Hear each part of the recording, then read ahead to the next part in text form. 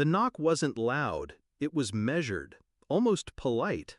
But when I opened the door, 3 officers stood there, hands near their holsters. "Sir, we need you to step outside." I could still hear her voice echoing down the hall, shrill, cracking under manufactured tears. "He hit me! Look at me!" She emerged behind them, clutching her robe like a wounded saint. Fake bruises blooming across her skin. The kind you could buy in a theater supply store. I knew because I'd found the receipt in the trash 2 days ago.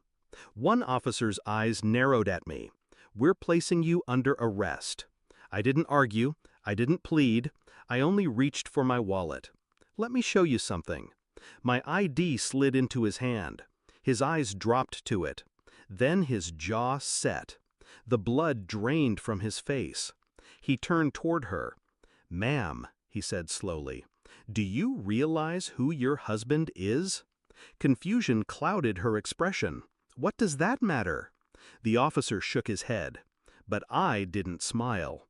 I'd been waiting for this moment for months. It began with a scent. Cologne I didn't own, lingering in our sheets when I came home early one Tuesday. She laughed it off, claimed it was the hotel from her girls' weekend. I nodded, said nothing. But something in her eyes flickered, a quiet warning. Don't dig. So I didn't, not right away. I let the suspicion settle like a slow poison. Then came the late-night texts she turned away from, the hushed calls on the balcony, her growing habit of locking the bathroom door when she showered. I'd seen infidelity before, friends, colleagues, but this was my wife. And still, I said nothing, because a part of me wanted to see how far she'd go. I started keeping my own hours, quietly, let her think she was winning whatever game she thought she was playing. I copied her phone data to a hidden drive, pulled call logs, cross-referenced numbers. There was one that repeated, always at night, a man named Carter. I didn't confront her, I simply listened. I tracked her yoga retreats to a motel 30 miles away. She booked the same room every time, paid cash. Still, I played the role of oblivious husband. Dinners, small talk, even laughter when required, because anger is noisy, and I needed silence. I took photos, dates, times. The digital ledger of her betrayal grew in my safe like a rot I cultivated deliberately. Then I went further. DNA from her wine glass, a hair from his jacket when he left her car one night. I sent them to a lab I trusted more than the police. The results would be my weapon. The envelope came on a Thursday morning. Thin, unremarkable. But inside, confirmation. The affair wasn't casual. It had been years. The kicker, Carter wasn't just her lover. He was my subordinate.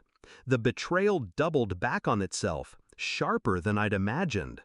That night, I set the report in front of her on the kitchen table. No words. She scanned it, her face drained. "Where did you—" "Doesn't matter," I said. She stammered, reached for explanations that collapsed before they reached her tongue. I didn't raise my voice. I didn't have to. I could have divorced her quietly, let the courts chew her up. But quiet wouldn't teach her anything. So I waited. I let her keep playing perfect wife while I documented everything. Bank transfers, emails, photos. I built a file thick enough to bury her reputation. Then, her mistake. She called 911, claimed I'd beaten her. A last, desperate play for leverage. When the officers came, I gave them my ID, the one that identified me not as her husband, but as the lead investigator for the district attorney's office, the man who trains officers in spotting false domestic claims. The room shifted instantly. Her lies unraveled before she could stitch another. The officers walked her out instead. I watched from the doorway as they led her to the cruiser. No shouting, no struggle, just the slow walk of someone realizing the game is over. She glanced back once, maybe hoping for mercy. I gave her nothing, because mercy is for the innocent. Inside, the kitchen was still. The file sat on the table, a neat tombstone over the life I'd pretended to have. I didn't feel grief, just clarity.